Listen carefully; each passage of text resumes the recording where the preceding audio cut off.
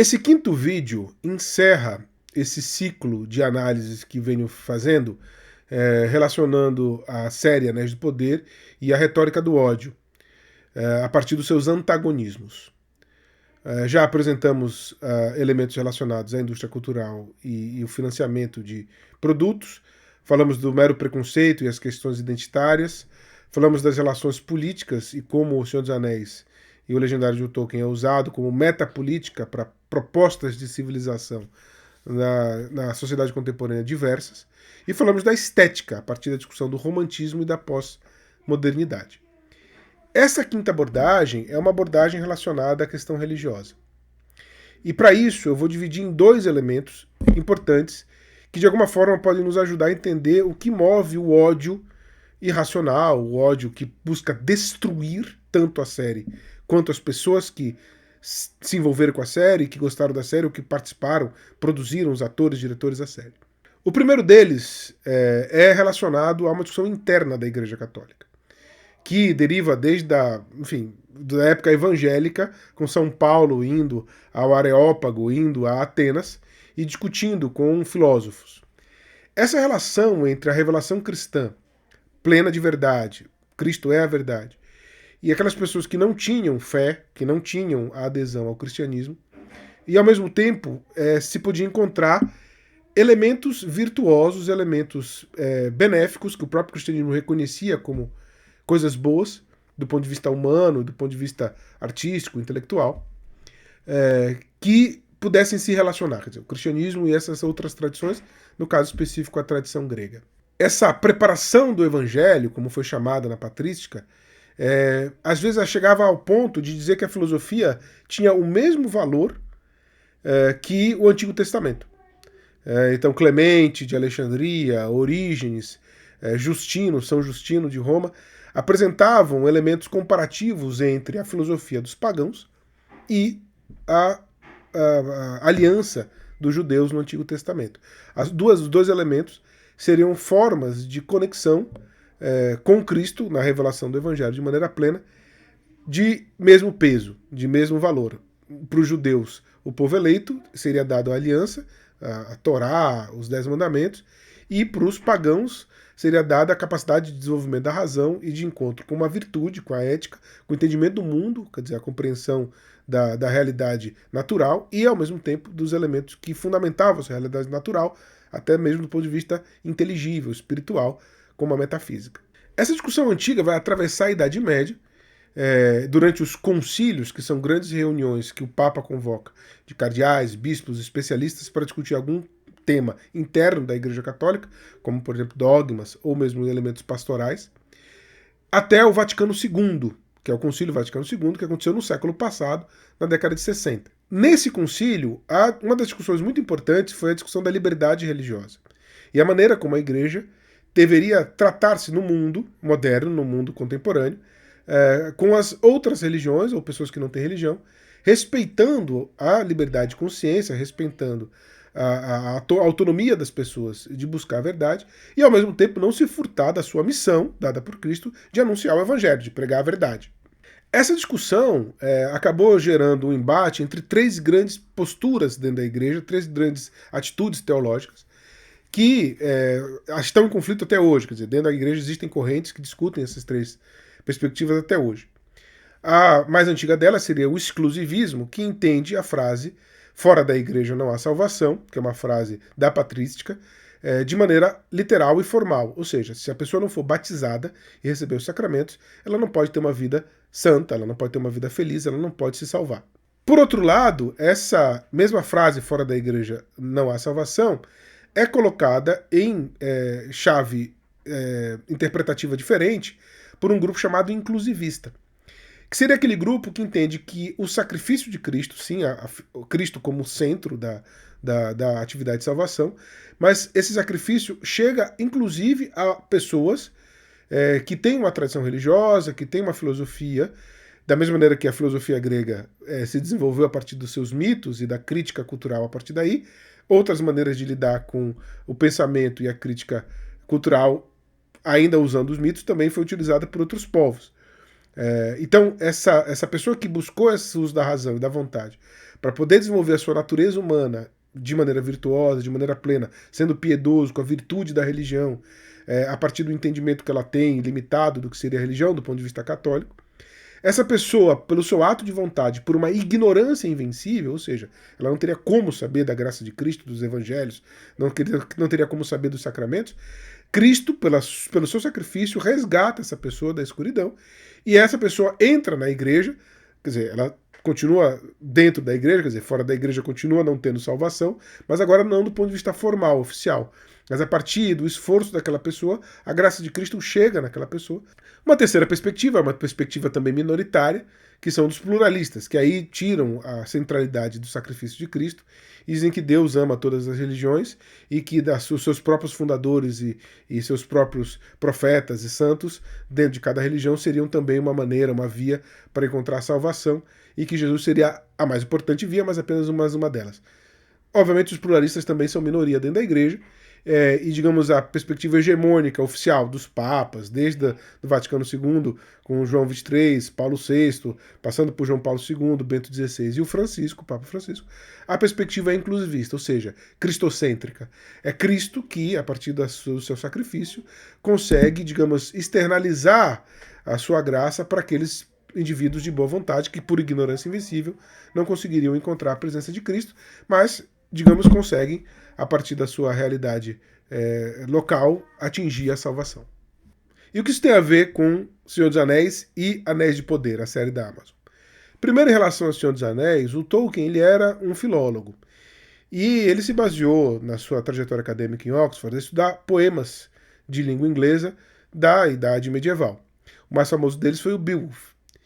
E o Beowulf é um poema que contém elementos tanto cristãos quanto pagãos. Então, quer dizer, existem referências à Bíblia em Beowulf e, ao mesmo tempo, referências a antigas tradições escandinavas, como os Eddas, como o Volsunga Saga, e que, de alguma maneira, o autor do Beowulf, que teria escrito na Inglaterra por volta do século VIII, usou no seu texto, no seu poema, tanto referências bíblicas quanto referências pagãs, mitologias derivadas do mundo escandinavo, do que estava ali presente na Inglaterra no período. Também Sir Gawain and the Green Knight é um poema já do século XIII, XIV, que fala do ciclo arturiano e que de alguma maneira também apresenta elementos cristãos e elementos pagãos aí celtas, da matriz do que seria chamado a matriz céltica, gaulesa, bretã, daquele ambiente medieval do qual o Sir Arthur e todo o ciclo arturiano de alguma forma integrante dessa tradição que, a partir de mitos populares, também dialoga com o cristianismo. Então, para o Tolkien, era muito importante esse diálogo de como um pagão, ou seja, uma pessoa que não necessariamente é cristã, porque não consegue ser cristão, quer dizer, não foi apresentado a ele Cristo, mas ao mesmo tempo, de maneira natural, ou seja, pela sua razão e pela sua vontade, busca a justiça, busca fazer o bem, busca ser virtuoso. Esse elemento é um dos elementos motivadores da escrita do Senhor dos Anéis. Então, toda a discussão sobre lei natural, por exemplo, São Tomás vai discutir, ou mesmo essa discussão de inclusivistas, exclusivistas e pluralistas, que estava presente na igreja no século XX, como mostra o Papa Bento XVI no seu livro Fé, Verdade e Tolerância. É muito interessante como esses elementos já estavam presentes no século XX e que, de alguma maneira, dentro do próprio tomismo, com a questão da lei natural, se faziam presente na formação do Tolkien. Obviamente que essa discussão, que foi trazida já nos primeiros momentos do Senhor dos Anéis, quando as pessoas começavam a interpretar o bem e o mal no Senhor dos Anéis, a virtude e o vício, Deus e o seu antagonista, a liberdade humana e os poderes do mundo, quer dizer, elementos estéticos, políticos, éticos e metafísicos, obviamente se encontraram muitos elementos, inclusive teológicos, a figura de Cristo, do profeta, rei, sacerdote. Se encontraram elementos, tanto do ponto de vista natural quanto do ponto de vista teológico, que dialogavam com o elemento católico. E isso ficou já estabilizado, comprovado. E o livro que explica de maneira mais clara e mais apropriada é um livro do Claudio Antonio Testi, um acadêmico italiano contemporâneo, chamado Pagan Saints, onde ele fala dessa questão ética e metafísica na Terra-média. A questão é que desde aquela época, muitos haters, muitos ligados ao exclusivismo, que na verdade odiavam o Concílio Vaticano II e a interpretação inclusivista que se tornou hegemônica desde então, também entendiam no Tolkien uma grande frustração, uma grande abominação, principalmente quando começaram a fazer essas inferências entre o pensamento católico e o mundo da Terra-média. Quer dizer, os exclusivistas ligados a essa recusa do Vaticano II, da hegemonia inclusivista, ou seja, da liberdade religiosa, de encontrar pessoas que não entendiam Cristo, que não tinham, mesmo apresentando formalmente, não conseguiam entender a religião, mas que tentavam buscar plenamente a verdade de maneira virtuosa, também poderia ser um diálogo com eles, do ponto de vista de compreender pastoralmente aquela liberdade de consciência e, aos poucos, mostrando a verdade de Cristo. Assim como o diálogo com as religiões protestantes, com o judaísmo, com o islamismo, hinduísmo, budismo. Então, quer dizer, toda essa pastoral proposta pelos inclusivistas era rejeitada por um grupo bastante reacionário da Igreja Católica, que condenava essa pastoral como uma abjuração da fé. E, obviamente, quando as pessoas começaram, nas universidades estadunidenses e europeias, a produzir relações a isso, inclusive jesuítas, inclusive amigos do Tolkien, Robert Murray, por exemplo, foi um jesuíta amigo do Tolkien, e não é à toa que na Universidade de Marquette estão, que é uma universidade jesuíta nos Estados Unidos, estão os originais do Senhor dos Anéis, do Hobbit, porque os jesuítas também já se mostraram bastante próximos de Tolkien desde a época da sua escrita, quando ele estava vivo, e mantiveram esse centro de pesquisa nos Estados Unidos até hoje. Então esses reacionários odiavam Tolkien. Quer dizer, é um absurdo, onde já se viu magia, elfo, demônio encarnado, item mágico. Obviamente era uma situação pagã, demoníaca, gnóstica, que tinham segredos, podia até ter metafísica ali, mas era uma metafísica nociva ao cristianismo, que estabelecia uma relação de perversão da mensagem cristã, porque era uma coisa fantasia, usavam trechos bíblicos das fábulas, presentes nas cartas de Pedro e Paulo, para mostrar que era uma coisa que devia ser recusada, enfim. Então esses haters do próprio Tolkien abjuravam completamente os Seus Anéis, porque abjuravam, na verdade, a forma de catolicismo que algumas pessoas estavam fazendo, relacionando o que o Tolkien tinha escrito com essa pastoral do Vaticano II, com a maneira de entender esse elemento de preparação do evangelho a partir das pessoas que não são cristãs, mas que buscam verdadeiramente a lei natural. Muito bem, essa questão é transposta para o Anéis de Poder agora, no século XXI, quer dizer, na terceira década do século XXI, onde os haters do Tolkien, que odiavam os próprios livros do Tolkien, acabam mostrando elementos de confusão na série, como, por exemplo, essa coisa do Mithril, que tem o bem e o mal, que é um elemento gnóstico, como uma comprovação de que o Tolkien era mesmo alguém desprezível, era alguém que não era um católico, uma fantasia não católica, uma fantasia gnóstica, uma fantasia pagã, uma fantasia demoníaca. Então, que, obviamente, o Anéis do Poder seria apenas uma manifestação dessa expressão falsa, de um falso catolicismo do Tolkien. Então, como a série de fato apresenta algumas ambiguidades, porque a série não é Tolkien, ela é de fato uma fabricação original, como por exemplo a questão do Mithril, que veio da luz e das sombras, quer dizer, uma coisa apócrifa, como a própria série diz, mas quer dizer, está ali. Esses odiadores que consideram o Tolkien, tudo que é produzido por Tolkien, como uma perversão do catolicismo, se sentem justificados, tá vendo? Olha só, isso é gnosticismo, isso é uma coisa... E, obviamente, as pessoas que já não gostavam da série e que, de alguma maneira, compreendem esse elemento sutil do catolicismo do Tolkien, também odiaram a série por causa dessas ambivalências. Quer dizer, mas, obviamente, isso aqui é uma forma de perversão de Tolkien, que, de fato, é um problema. Que, de fato, a série tem elementos mal resolvidos. E é interessante como algumas questões importantes, você falou muito do Tom Shipp, por exemplo. Nos livros do Tom Shipp, The Road to Middle-earth, e de J.R.R. Tolkien, The Author of Century, o Shipp ele chega a defender que existe um maniqueísmo em Tolkien. E o maniqueísmo é uma forma de heresia gnóstica. O Shipp não é exatamente um estudioso de religião, ele é um filólogo. Então, em outros livros, por exemplo, o livro da Walking Tree, Tolkien and Philosophy, há um diálogo do Shipp com o filósofo demonstra que o Tolkien não é gnóstico, o Tolkien não é maniqueu, e o Shipp se arrepende, digamos assim, né? Ele faz uma meia-culpa ali, não, realmente, precisaria pensar melhor e tal, mas o Tolkien é mesmo confuso, ele deixa essa ambivalência. Então eu me pergunto se essa coisa do Mithril, dessa lenda apócrifa, não foi também uma influência do Tom Shipp, na época que ele era consultor da série. Então as pessoas defenderam tanto o Shippey, dizendo, não, ele saiu porque ia ser uma porcaria, é porque as pessoas não conhecem o que o Shippey escreveu sobre essa questão metafísica. Tanto no Alto... O Shippey é excelente, são 2 livros maravilhosos. O Shippey é o maior tolkienista vivo, sem dúvida nenhuma, mas todo mundo comete erros. E nesse caso, no ponto de vista metafísico, que não é a especialidade dele, ele é um filólogo, ele comete esse erro e depois se arruma. Mas ele mesmo admite que literariamente isso fica confuso.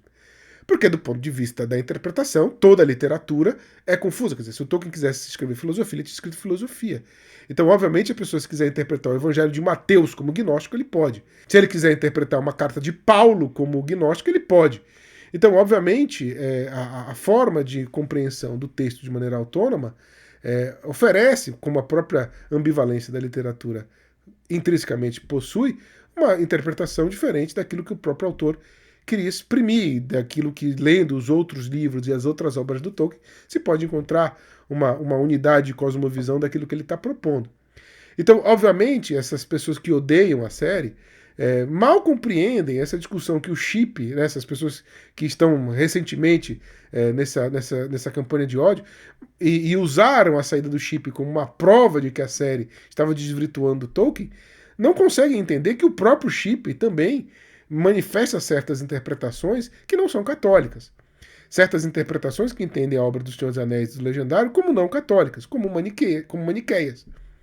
Então essa é uma discussão bastante sutil do ponto de vista das relações entre literatura, filosofia, teologia, que as pessoas que odeiam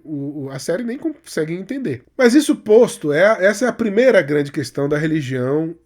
como ódio, a partir da série dos Anéis de Poder. Quer dizer, aqueles que consideravam o Tolkien um gnóstico, um herético, porque na verdade não gostavam dos rumos que a igreja estava tomando no século XX, na sua pastoral inclusivista,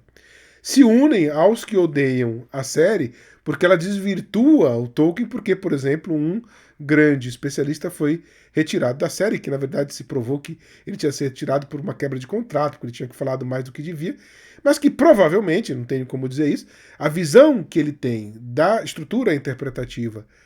maniqueia, de maneira ambivalente no Senhor dos Anéis, se transportou para a série. Quer dizer, a questão lá da lenda apócrifa pode ser uma influência do Tom Shippey, e as pessoas defendendo Tom Shippey. E, na verdade, a série pode ter sido influenciada por um pensamento dele. Agora, uma segunda perspectiva da religião como ódio em relação à série Anéis do Poder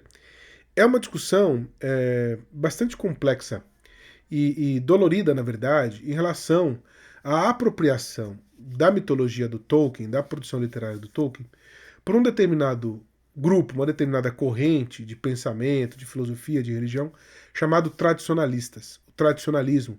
que normalmente é escrito pelos especialistas com um T maiúsculo. Essa é uma corrente de pensamento que começa, grosso modo, ali com René Guénon, na França, no início do século XX,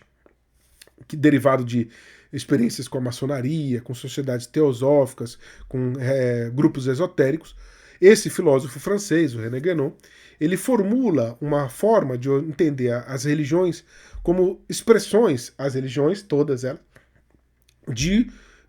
uma grande religião, uma grande tradição primordial, que seria uma tradição ancestral, que durante os milênios teria sido espalhada em várias religiões do mundo, mas que teria um núcleo comum de crenças, um sistema de crenças comum, e que o René Guénon estaria desenvolvendo e teria descoberto a partir de vários elementos esparsos, e que teria encontrado de maneira mais frontal no hinduísmo. Essa ideia, que é uma ideia, como eu falei, que tem muitos elementos, e aí o livro do Mark Sedgwick, Contra o Mundo Moderno, e o livro de um professor americano chamado Benjamin Teitelbaum, mostra bastante essa guerra pela eternidade. Benjamin Teitelbaum mostra bastante como essas questões vão se miscuindo também na questão política contemporânea. Mas o tradicionalismo, no caso específico de Tolkien, esse grupo, né, essa perspectiva que vai entrar no século XX com muitas ramificações, muitos tradicionalistas contemporâneos tentam se apropriar do discurso de Tolkien para defender uma certa tradição. E essa tradição não é uma tradição da tradição realista, filosófica, da preparação do Evangelho, que a Igreja Católica vai ter em relação aos pagãos e à presença de Cristo, não. Esse tradicionalismo entende essa tradição não uma tradição filosófica, uma tradição religiosa cristã católica, mas é um tradicionalismo esotérico, quer dizer, que a partir de uma revelação de determinadas pessoas, observando as religiões do mundo, se chega a um sistema de crenças que interpreta toda essa realidade de todas as religiões como um grande sistema que supera essas religiões, ou seja, acima de Cristo, acima de Maomé, acima de Buda, existiria esse sistema de crenças que esses iniciados esotéricos teriam capacidade de expor de maneira plena as verdades contidas em todas essas religiões a partir do conhecimento deles. É uma forma de gnose, o tradicionalismo. A partir dessa experiência que começa lá no início do século XX e se espalha até hoje. E o que isso tem a ver com Anéis do Poder? Quando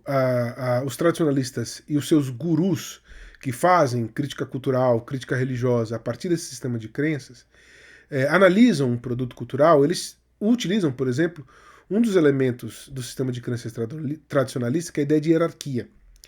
Então, por exemplo, existe uma hierarquia presente no mundo, que é uma hierarquia de pessoas, não de seres, como é na tradição metafísica católica, por exemplo, em que a pedra tem um determinado grau de realidade, a planta, porque é viva, tem outro, os animais têm outro, os seres humanos, porque tem razão, tem outro, os anjos, porque são inteligências imateriais, tem outro, e chegamos a Deus, que é uma tradição que vem desde o platonismo, quer dizer, e se desenvolve durante o decorrer da história. Os tradicionalistas têm uma classificação de pessoas. Então, o que os tradicionalistas fazem? Eles se apropriam de produtos culturais e começam a interpretar esses produtos culturais a partir da chave deles. E, obviamente, o Tolkien, porque ele de fato defende uma tradição e uma perspectiva universalista metafísica, mas na discussão católica, eles se apropriam, os tradicionalistas de Tolkien, desvirtuando alguns elementos do catolicismo para o seu sistema de crenças. E, obviamente, quando eles se apropriam de Tolkien para fazer isso, quando tem uma discussão de anéis de poder que avança em determinadas questões,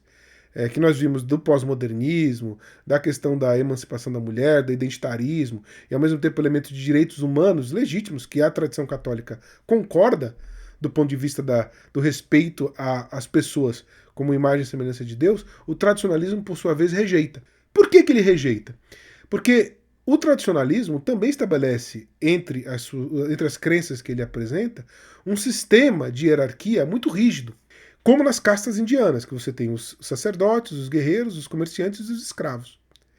Então os tradicionalistas acreditam que isso existe não só na Índia, mas no mundo inteiro.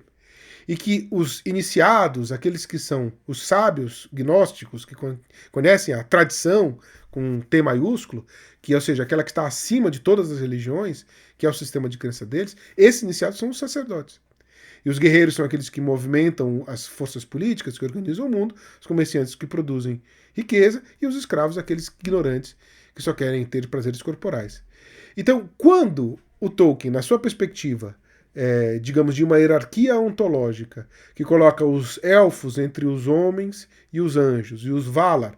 e os Ainur entre os anjos e Deus, onde ele cria outras raças, não entre os humanos, quer dizer, os humanos todos têm o mesmo respeito ontológico, a mesma dignidade de ser, a mesma essência, o que muda são outras raças mesmo, até os hobbits são considerados humanos nesse sentido, né? Agora, entes, anãos, orcs, quer dizer, você tem uma outra estrutura de organização que o Tolkien apresenta, mas ele não faz essa hierarquia entre as pessoas,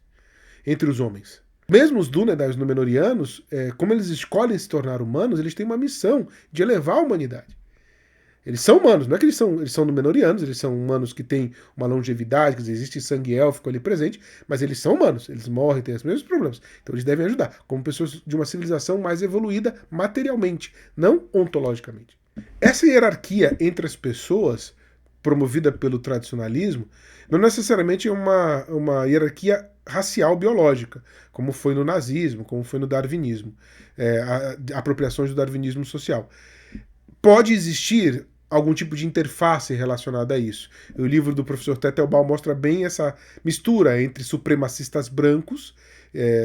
neonazistas na Europa, e essa perspectiva tradicionalista de uma cultura espiritual superior. Como a sociedade Thule, muitas vezes identificada como origem do partido nazista, também existia essa ideia de um paganismo nórdico que seria espiritualmente superior ao cristianismo, como a raça ariana seria superior à raça judaica. Esse elemento pode se entrecruzar, quer dizer, uma hierarquia de classes, uma hierarquia de raças, que seria também sobreposta à hierarquia espiritual, mas o tradicionalismo não necessariamente é biologizante. Ele tem o elemento de que os sacerdotes, os guerreiros, os comerciantes e os escravos é, antes de tudo, uma divisão espiritual. E essa divisão espiritual está presente em elementos que são contra o mundo moderno, quer dizer, contra a democracia, contra a emancipação das mulheres, por exemplo. Então, o Júlio Zévola, por exemplo, que é um tradicionalista italiano que tentou influenciar o nazismo, que de alguma forma teve relação com Mussolini, ali nessa ideia de uma organização militarista superior, era um cara que dizia que as mulheres não deveriam ter espaço na política, que a ideia da emancipação feminina é uma decadência espiritual, que os homens deveriam ser sempre os hegemônicos, os sacerdotes, aqueles que organizariam o poder. Então, esses tradicionalistas que entendem no Senhor dos Anéis uma forma de apropriação do seu tradicionalismo, pervertendo o tradicionalismo católico, digamos assim, né? Quer dizer, a tradição metafísica realista, católica, e o evangelho e a revelação de Deus, esses tradicionalistas como um parasita que tentam deturpar as tradições religiosas,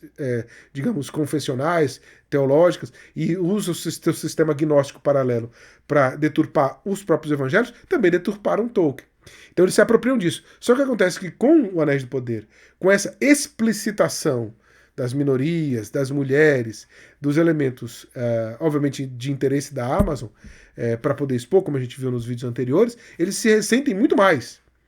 Então, obviamente, elementos que são possíveis de serem dialogados na tradição católica, como, por exemplo, antirracismo, antimachismo, possibilidade da dimensão metafísica sendo discutida, sendo investigada numa perspectiva pré-cristã, quer dizer, com a ignorância invencível, tentando encontrar de maneira racional coisas que só a revelação poderia oferecer, mas a tentativa mitológico-filosófica de tentar encontrar respostas, quer dizer, todos esses elementos que estão presentes no Anéis do Poder fazem perfeitamente sintonia com uma possibilidade de uma interpretação católica, dentro dessa tradição realista, religiosa católica. Mas, de maneira alguma, se coadunam com a perspectiva tradicionalista gnóstica. Dessa perspectiva que entende a hierarquia entre as pessoas, a questão da supremacia espiritual em relação à supremacia em relação às mulheres. Então, esse elemento causa ódio aos tradicionalistas. Finalizando, então, nós temos esses dois elementos do ódio religioso à série. Por um lado, os exclusivistas que continuam odiando Tolkien, dizendo que as, de fato, contradições da série representam apenas uma explicitação do que é o Tolkien, então não vale a pena, ele é um gnóstico mesmo, alguém que deve ser descartado. Os haters atuais, que pela demissão do Shippey dizem que na verdade a série traiu Tolkien, quando na verdade são confusões do próprio Shippey que podem estar ecoando na série, causando a questão do Mithril como realidade maniqueísta, por exemplo. E por outro lado, os tradicionalistas esotéricos, gnósticos, que por causa da manifestação de emancipação feminina e dos direitos das minorias e de multiplicidade étnico, espiritual e cultural, entendem a série Anéis do Poder como uma perversão, não de Tolkien, mas da apropriação que esse tradicionalismo esotérico, que entende a hierarquia entre as pessoas, teria feito de Tolkien, do Senhor dos Anéis. Assim, é importante a gente entender, de novo, que cada vez mais esse ódio gratuito, esse discurso de ódio que busca destruir a série, que busca destruir as pessoas que gostaram da série, que participaram da série, não tem um elemento racional. É um sintoma de determinadas necessidades, de determinados elementos que muitas pessoas têm e que são preenchidas, essas necessidades, por interesses outros, que não tem nada a ver com a defesa de Tolkien. Por fim, queria desejar um Feliz Natal a todos, que esse ano que se encerra também possa nos trazer momentos de paz e reflexão. Para aqueles que não são cristãos, desejo momentos de tranquilidade. Para aqueles que são cristãos, que são católicos, lembrar da citação célebre de Tolkien do One Fairy Stories, que a eucatástrofe da história da humanidade é a encarnação. E a eucatástrofe da encarnação é a ressurreição. Então que agora, nesse momento de Natal, que celebramos o nascimento de Cristo, a encarnação, que a gente possa se preparar para mais um ano, para mais batalhas, e que a gente possa combater essas batalhas de maneira digna e justa, como Tolkien sempre promoveu em sua literatura.